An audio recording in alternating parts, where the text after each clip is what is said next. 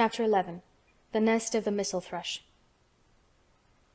For 2 or 3 minutes he stood looking round him, while Mary watched him, and then he began to walk about softly, even more lightly than Mary had walked the first time she had found herself inside the 4 walls.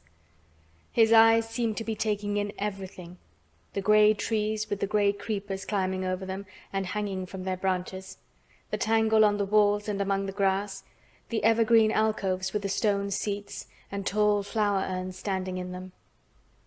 "I never thought I'd see this place," he said at last in a whisper. "Did you know about it?" asked Mary. She had spoken aloud, and he made a sign to her. "We must talk low," he said, "or someone'll hear us, and wonder what's to do in here." "Oh, I forgot," said Mary, feeling frightened, and putting her hand quickly against her mouth. "Did you know about the garden?" she asked again, when she had recovered herself. Dickon nodded. "Martha told me there was one as no one ever went inside," he answered.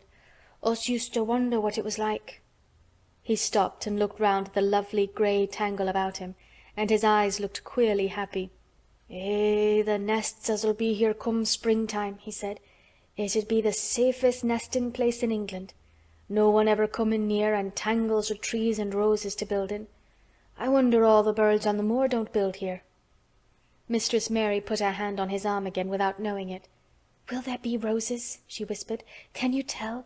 I thought perhaps they were all dead." No, not them. Not all of 'em," he answered. "Look here." He stepped over to the nearest tree, an old one with grey lichen all over its bark, but upholding a curtain of tangled sprays and branches. He took a thick knife out of his pocket and opened one of its blades. "There's lots o' dead wood as ought to be cut out," he said, "and there's a lot o' old wood, but it made some new last year. This here's a new bit," and he touched a shoot which looked brownish-green instead of hard, dry grey. Mary touched it herself in an eager, reverent way. "That one?" she said. "Is that one quite alive, quite?" Dickon curved his wide, smiling mouth. "It's as wick as you or me," he said, and Mary remembered that Martha had told her that wick meant alive or lively. "I'm glad it's wick," she cried out in her whisper. "I want them all to be wick. Let us go round the garden and count how many wick ones there are." She quite panted with eagerness, and Dickon was as eager as she was.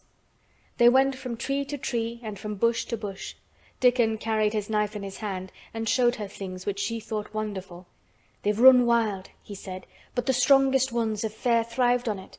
The delicatest ones has died out, but t'others has growed and spread till they's a wonder. See here," and he pulled down a thick, grey, dry-looking branch. "A body might think this was dead wood, but I don't believe it is, down to the root. I'll cut it down low and see." He knelt, and with his knife cut the lifeless-looking branch through, not far above the earth. "There," he said exultantly. "I told thee so. There's green in that wood yet. Look at it."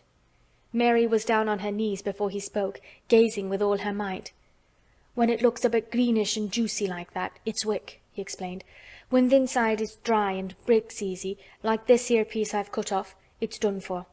There's a big root here as all this live wood sprang out of, and if t'old wood's cut off and it's dug round and took care of, there'll be—" He stopped and lifted his face to look up at the climbing and hanging sprays above him.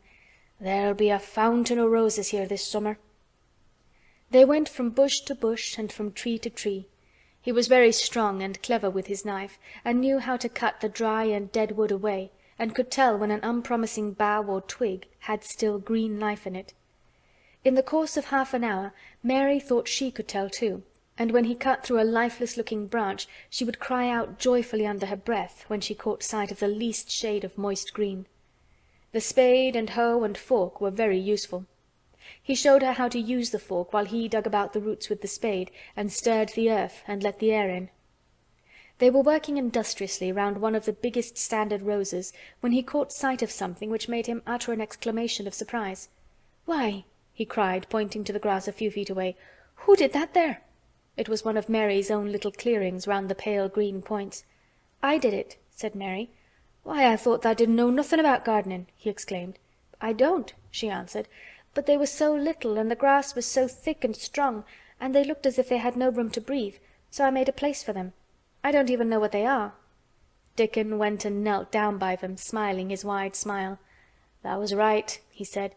"A gardener couldn't have told thee better. They'll grow now like Jack's beanstalk. They're crocuses and snowdrops, and these here is narcissuses," turning to another patch, "and here's daffodowndillies. Eh, they will be a sight." He ran from one clearing to another. "Tha's done a lot o' work for such a little wench," he said, looking her over. "I'm growing fatter," said Mary, "and I'm growing stronger. I used always to be tired, but when I dig I'm not tired at all. I like to smell the earth when it's turned up." "It's rare good for thee," he said, nodding his head wisely. "There's naught as nice as the smell o' good clean earth, except the smell of fresh growin' things when the rain falls on 'em. I get out on the moor many a day when it's rainin', and I lie under a bush and I listen to the soft swish o' drops on the heather, and I just sniff and sniff. My nose end fair quivers like a rabbit's, mother says." "Do you never catch cold?" inquired Mary, gazing at him wonderingly. She had never seen such a funny boy, or such a nice one. "Not me," he said, grinning. "I never ketched cold since I was born. I wasn't brought up nesh enough. I've chased about the moor in all weathers, same as the rabbits does. Mother says I've sniffed up too much fresh air for 12 year to ever get to sniffing with cold. I'm as tough as a whitethorn knobstick." He was working all the time he was talking, and Mary was following him and helping him with her fork or the trowel. "There's a lot of work to do here," he said once, looking about quite exultantly. "Will you come again and help me to do it?" Mary begged. "I'm sure I can help too. I can dig and pull up weeds and do whatever you tell me. Oh, do come, Dickon." "I'll come every day if thou wants me, rain or shine," he answered stoutly. "It's the best fun I ever had in my life, shut in here and wakening up a garden." "If you will come," said Mary, "if you will help me to make it alive, I don't know what I'll do," she ended helplessly. "What could you do for a boy like that?" "I'll tell thee what thou'll do," said Dickon with his happy grin. "Thou'll get fat, and thou'll get as hungry as a young fox, and thou'll learn how to talk to the robin same as I do. Eh, we'll have a lot of fun." He began to walk about, looking up in the trees and at the walls and bushes with a thoughtful expression. "I wouldn't want to make it look like a gardener's garden, all clipped and spick and span, would you?" he said. "It's nicer like this, with things running wild and swinging and catching hold of each other." "Don't let us make it tidy," said Mary anxiously. "It wouldn't seem like a secret garden if it was tidy." Dickon stood rubbing his rusty red head with a rather puzzled look. "It's a secret garden sure enough," he said, "but seems like someone besides the robin must have been in it since it was shut up 10 year ago." "But the door was locked and the key was buried," said Mary. "No one could get in." "That's true," he answered. "It's a queer place. Seems to me as if there'd been a bit of pruning done here and there, later than 10 year ago." "But how could it have been done?" said Mary. He was examining a branch of a standard rose, and he shook his head. "Aye, how could it?" he murmured. "With the door locked and the key buried." Mistress Mary always felt that however many years she lived, she should never forget that first morning when her garden began to grow. Of course it did seem to begin to grow for her that morning. When Dickon began to clear places to plant seeds, she remembered what Basil had sung at her when he wanted to tease her. "Are there any flowers that look like bells?" she inquired.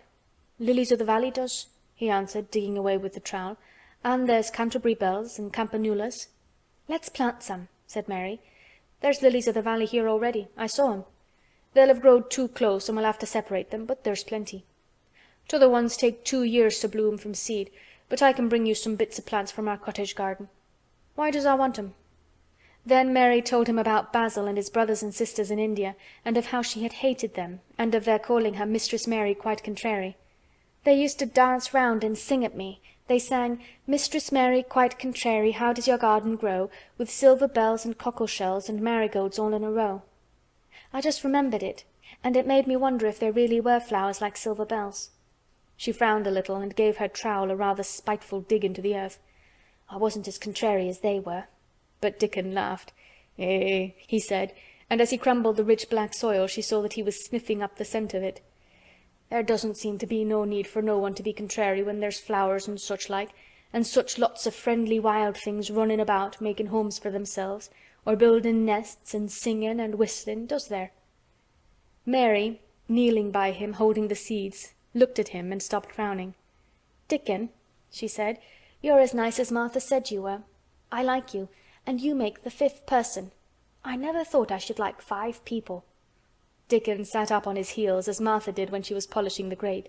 He did look funny and delightful, Mary thought, with his round blue eyes and red cheeks and happy-looking turned-up nose. "Only 5 folk as thou likes," he said. "Who's t'other 4? "Your mother and Martha," Mary checked them off on her fingers, "and the Robin and Ben Weatherstaff." Dickon laughed so that he was obliged to stifle the sound by putting his arm over his mouth. "I know thou thinks I'm a queer lad," he said, "but I think thou'rt the queerest little lass I ever saw." Then Mary did a strange thing. She leaned forward and asked him a question she had never dreamed of asking anyone before. And she tried to ask it in Yorkshire, because that was his language, and in India a native is always pleased if you knew his speech. "Does thou like me?" she said. "Eh," he answered heartily, "that I does. I likes thee wonderful, and so does the Robin, I do believe." "That's 2 then," said Mary. "That's 2 for me." And they began to work harder than ever and more joyfully. Mary was startled and sorry when she heard the big clock in the courtyard strike the hour of her midday dinner. "I shall have to go," she said mournfully. "And you will have to go too, won't you?" Dickon grinned. "My dinner's easy to carry about with me," he said. "Mother always lets me put a bit of something in my pocket." He picked up his coat from the grass and brought out of a pocket a lumpy little bundle tied up in a quite clean, coarse blue and white handkerchief. It held 2 thick pieces of bread with a slice of something laid between them. "It's oftenest naught but bread," he said, "but I've got a fine slice of fat bacon with it today." Mary thought it looked a queer dinner, but he seemed ready to enjoy it. "Run on and get thy victuals," he said. "I'll be done with mine first. I'll get some more work done before I start back home." He sat down with his back against a tree. "I'll call the Robin up," he said, "and give him the rind of the bacon to peck at. They likes a bit of fat wonderful." Mary could scarcely bear to leave him. Suddenly it seemed as if he might be a sort of wood fairy who might be gone when she came into the garden again. He seemed too good to be true. She went slowly halfway to the door in the wall, and then she stopped and went back. "Whatever happens, you never would tell," she said.